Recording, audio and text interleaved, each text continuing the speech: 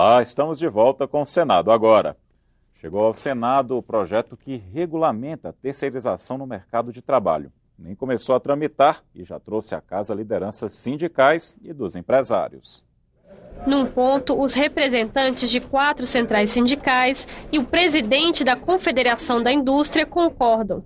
A UGT ela é favorável à terceirização. Nós temos 12 milhões de trabalhadores que precisam ser regulamentados. 12 milhões de trabalhadores que não têm nenhuma segurança jurídica, não têm as legislações trabalhistas garantidas, e é isso que nós queremos. A divergência está no projeto que foi apresentado há 11 anos na Câmara e voltou à pauta no começo deste ano. Vai rasgar a CLT, rasgar a carteira assinada, acabar com as férias, acabar com o 13º salário, acabar com o concurso público, desregulamenta tudo. É isso que está tentando fazer. É muito mais um projeto de segurança do trabalhador que nós estamos propondo em diversas áreas, não só aqueles de carteira assinada, mas aqueles trabalhadores tem todas as áreas, no jornalismo, na imprensa, na televisão. Atualmente, as regras para a contratação de terceirizados estão estabelecidas numa súmula do Tribunal Superior do Trabalho.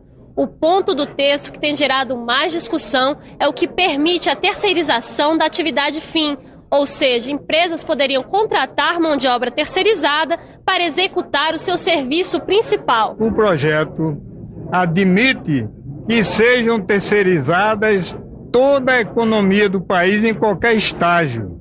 E aí você terceiriza já lá embaixo, 12 milhões e depois traz 37 milhões para o mesmo patamar. As empresas, principalmente as indústrias, jamais vão terceirizar a atividade fim, porque você tem que ter trabalhador preparado, trabalhador que tenha conhecimento dos equipamentos, das máquinas, que participa da empresa há muito tempo.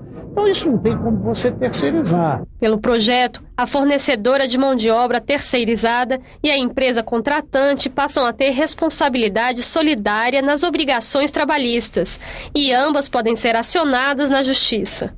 A contratante tem a obrigação de fiscalizar se a contratada está em dia com os direitos trabalhistas.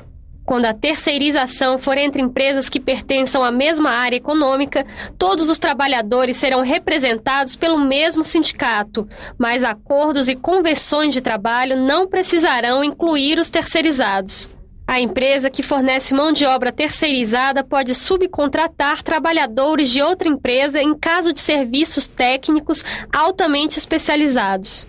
As fornecedoras de mão de obra pagarão alíquota de 11% sobre a receita bruta para a Previdência Social. O que nós precisamos é fazer como no Japão, nos Estados Unidos, na Europa, cada vez menos problemas trabalhistas a serem discutidos e cada vez mais os acordos entre as empresas e os trabalhadores prevaleçam. Não vai ajudar na modernização dos serviços prestados, não vai melhorar na competitividade que nós precisamos ter com as empresas externas. Portanto, o projeto não cumpre este objetivo. Os empresários querem pressa, já os sindicalistas pedem calma. Aqui no Senado, o presidente Renan Calheiros garantiu que os argumentos de trabalhadores e patrões serão escutados, mas já deixou claro o que pensa sobre a terceirização da atividade fim. Está em jogo uma nova opção de desenvolvimento. Você querer terceirizar a atividade fim significa precarizar as relações do trabalho e deteriorar o produto nacional.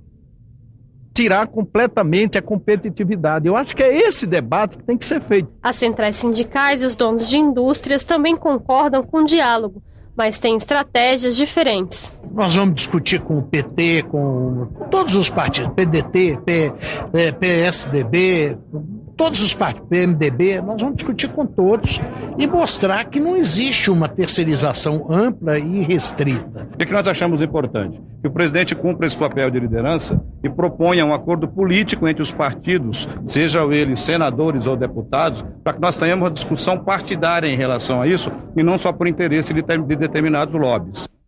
No Senado, o projeto da terceirização tramita como PLC 30 de 2015. Vai passar por 4 colegiados, começando pela Comissão de Constituição e Justiça. A terceirização também vai ser debatida em uma sessão temática do plenário no dia 12 de maio. Foram convidados o presidente do Tribunal Superior do Trabalho, Barros Levenhagen, o ministro do Trabalho, Manuel Dias, representantes do Ministério Público, das Confederações Nacionais da Indústria e do Comércio e lideranças sindicais.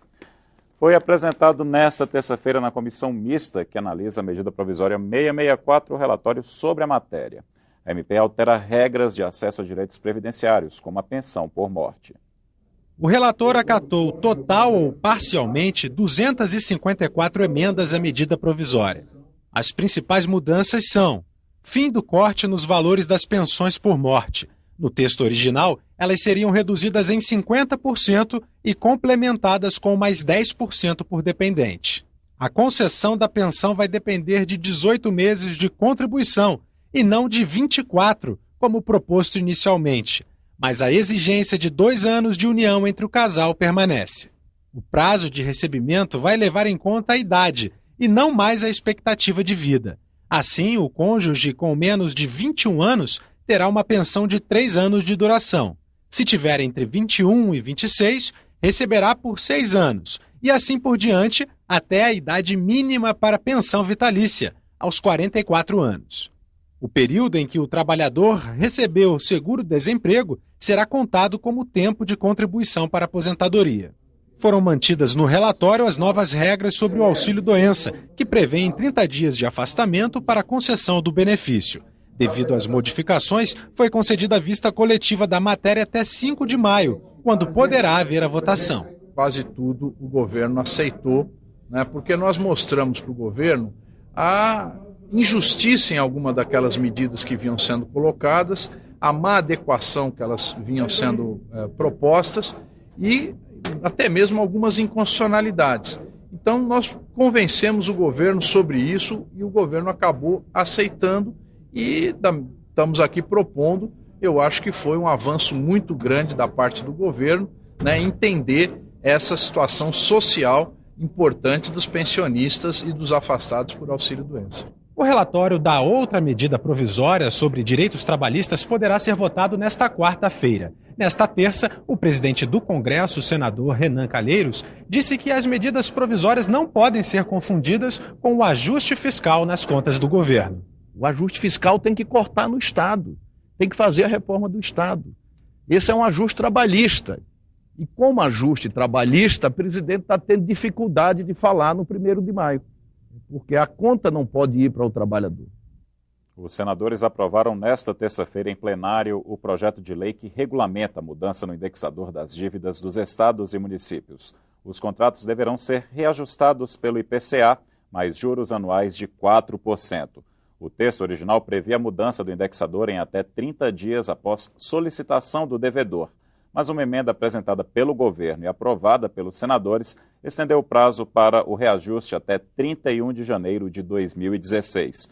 Como foi modificada no Senado, a matéria volta para a Câmara dos Deputados. O senador Delcídio do Amaral, do PT sul-mato-grossense, foi escolhido pela presidente Dilma Rousseff como novo líder do governo no Senado. O cargo estava vago desde fevereiro. A nomeação foi lida pelo presidente Renan Calheiros em plenário. Agradecer à presidenta Dilma por essa deferência, os ministros, as lideranças aqui do Senado, né, os partidos, os meus colegas senadores e senadoras, e espero contar, senhor presidente, com a confiança de todos, espero não decepcioná-los, e quero aqui me colocar à disposição para sempre dialogar. Uma liderança serena, uma liderança de diálogo e uma liderança que sabe ouvir todo mundo. O Senado autorizou a posse de um novo embaixador brasileiro na Europa. O diplomata Manuel Antônio Couto Pereira será representante do país na Bósnia e Herzegovina. A comissão mista da MP do futebol realizou a segunda reunião nesta terça-feira. Senadores e deputados aprovaram o plano de trabalho da comissão. Foram marcadas 6 audiências públicas com representantes de times das séries B e C, da Caixa, do Ministério da Fazenda, da Fundação Getúlio Vargas e de sindicatos. A medida provisória cria o Programa de Modernização da Gestão e de Responsabilidade Fiscal do Futebol Brasileiro e abre refinanciamento para as dívidas dos clubes com a Receita Federal. O relator, deputado Otávio Leite, do PSDB Carioca, garantiu que vai apresentar o relatório até o dia 26 de maio. Na manhã desta terça-feira, o presidente da CBF, Marco Polo Del Nero, foi recebido pelo presidente do Senado, Renan Calheiros, junto de parlamentares e representantes estaduais das federações. Eles pediram apoio de Renan na medida provisória 671. Para a CBF, o texto coloca em risco o desempenho brasileiro em competições internacionais e pode diminuir a receita dos clubes. Nós tivemos uma reunião com todos os clubes, junto com seus departamentos jurídicos, e eles assim decidiram que havia necessidade de reajustes. Nós fizemos, junto com os clubes, esses pequenos reajustes e apresentamos para os parlamentares que vão decidir. A precariedade do transporte público na região do entorno do Distrito Federal foi tema de audiência pública na Comissão de Meio Ambiente, Defesa do Consumidor, Fiscalização e Controle. Os senadores ouviram explicações do presidente da Agência Nacional de Transportes Terrestres. 19 municípios de Goiás e 3 de Minas Gerais fazem parte do entorno, também chamado de Região Integrada de Desenvolvimento Econômico do Distrito Federal. 15% dos trabalhadores de Brasília residem nos municípios do entorno. Gente que gasta frequentemente mais de 4 horas por dia para ir de casa para o trabalho e que percorre longas distâncias em veículos sucateados e em número insuficiente para atender à demanda. O presidente da Agência Nacional de Transportes Terrestres reconheceu as más condições do serviço e defendeu a necessidade de uma política integrada entre os estados de Goiás e Minas Gerais, além do Distrito Federal e da União. A solução que nós estamos tentando enfrentar já há algum tempo é o que eu falo, esse grande consórcio envolvendo o Distrito Federal, o governo do estado de Goiás e as prefeituras. Nós temos tentado várias vezes, várias reuniões, já fizemos N reuniões e as coisas, infelizmente, não saem, não andam. Essa tese que, olha, vai se fazer mais isso, vai se construir um consórcio, isso tudo é uma situação que a população do entorno, se algum político for lá fazer esse discurso, ele não termina ele. Nós não temos uma indústria instalada na região para poder absorver mão de obra. Essas pessoas não estão às 4 horas da manhã para deslocar para cá porque querem, porque não tem outra maneira de sobreviver. Para o autor do requerimento da audiência pública, a solução do problema passa por mudanças na regulamentação da Região Integrada de Desenvolvimento Econômico do Distrito Federal. Hoje, a região é regulamentada por um decreto de 2011. Essa região num todo, ela vai ser encampada pela União. E a União poder, aí sim, assumir uma posição não só orçamentária, mas também de gestão sobre esse órgão. Porque se nós deixarmos na vaidade quem está no governo, na vaidade quem está no governo federal, essa situação jamais chegará. Pode ter certeza que a NTT vai fazer todo o possível mesmo para melhorar esse transporte. Antes da audiência pública, a Comissão de Meio Ambiente realizou reunião deliberativa. Os senadores aprovaram a realização de uma audiência pública para discutir os 6 anos da implementação da Lei da Transparência. De autoria do senador João Capiberibe, a lei obriga a União, os estados e os municípios a publicarem seus gastos na internet e está em vigor desde 2009. Bilhões de reais para o saneamento básico e transparência na relação entre pacientes e profissionais da saúde. Projetos que estão em discussão na Comissão de Assuntos Sociais, que se reúne nesta quarta-feira. Os estabelecimentos de saúde ficam obrigados a exibir de forma clara e de fácil acesso a tabela de preços dos serviços prestados aos usuários. Consultas, exames e custos administrativos à vista do paciente. Tudo para ele não ser pego de surpresa. A relatora aprova o projeto, mas faz ressalva. Às vezes, um paciente não coberto por plano de saúde chega numa emergência de hospital particular e precisa de um atendimento. E na primeira vista, o médico pode calcular um determinado procedimento que custa um determinado valor. Mas no andamento desse atendimento pode evoluir essa previsão de gasto para um valor muito maior. Como o projeto aqui não é terminativo na casa e vai para a Comissão de Meio Ambiente e Defesa do Consumidor, ali seja, e mesmo nesta, de apresentarem algumas emendas para aperfeiçoar o projeto. Outro projeto que não é terminativo na Comissão de Assuntos Sociais é o que garante mais recursos para o saneamento básico. Como mexe em carga tributária, o projeto de lei também vai para a Comissão de Assuntos Econômicos.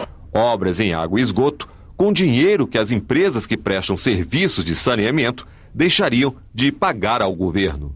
Hoje, o setor de saneamento, quer dizer, água e esgoto no Brasil, paga de tributos, chamado PIS/COFINS, os dois combinados, 2 bilhões de reais por ano. Ou seja, é dinheiro que sai da área de saneamento que não é investido em saneamento, né? Então, o meu projeto estabelece a obrigatoriedade de investir esse dinheiro em saneamento, ali onde foi arrecadado, mas que seja um acréscimo para os investimentos que já vinham sendo feitos. Você sabe que investimento em saneamento, de fato, é investimento em saúde. Então, nós vamos poder ter 2 bi a mais de investimentos em saneamento no Brasil de maneira criteriosa, de maneira planejada. É uma coisa boa para todo mundo. A Câmara acatou cerca de metade das emendas feitas pelo Senado no texto do Marco Legal da Biodiversidade. Agora falta a sanção presidencial. O senador Jorge Viana acredita que a matéria não terá vetos. A maneira como ela foi concebida, é difícil você ter veto. O que nós vamos ter agora é apostar na regulamentação dela. São mais de 20 dispositivos que serão regulamentados a partir da sua promulgação e que se aperfeiçoe. Mas é um passo importante que o Brasil está dando.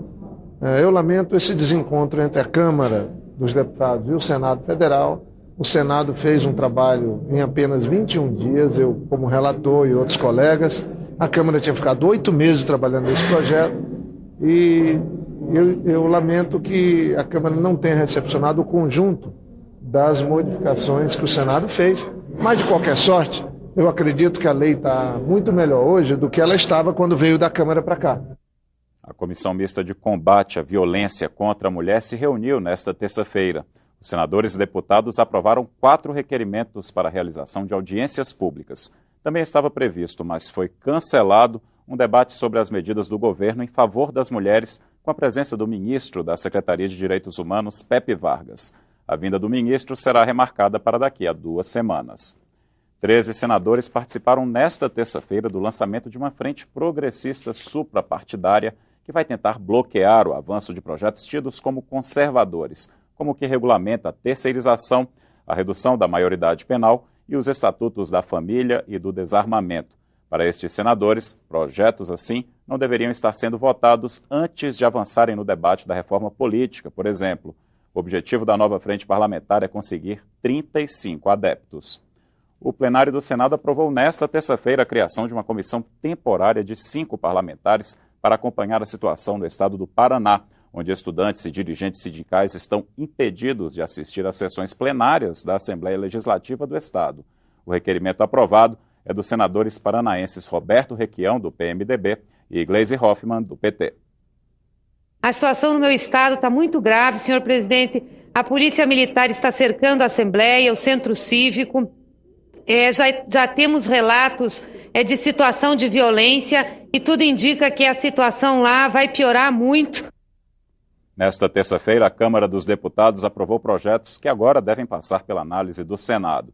Entre eles, o que aumenta a pena para o agente que facilitar a entrada de celulares em presídios e o que garante aos candidatos de vestibular o acesso a todas as notas da prova. Em dezembro, o Ministério da Educação editou 2 portarias que alteraram as regras do FIES, Programa de Financiamento da Educação Superior do Governo Federal. Foi definida uma nota mínima de 450 pontos no Enem para o acesso ao programa e foi estabelecido o limite de reajuste de 6,5% nas mensalidades das universidades beneficiadas. As alterações, somadas a um problema no sistema de matrícula, provocaram dificuldades para milhares de estudantes e motivaram a realização de uma audiência pública na Comissão de Ciência e Tecnologia. Houve consenso entre representantes de estudantes, universidades particulares e Ministério Público sobre o prejuízo causado pelas mudanças nas regras do FIES para os alunos.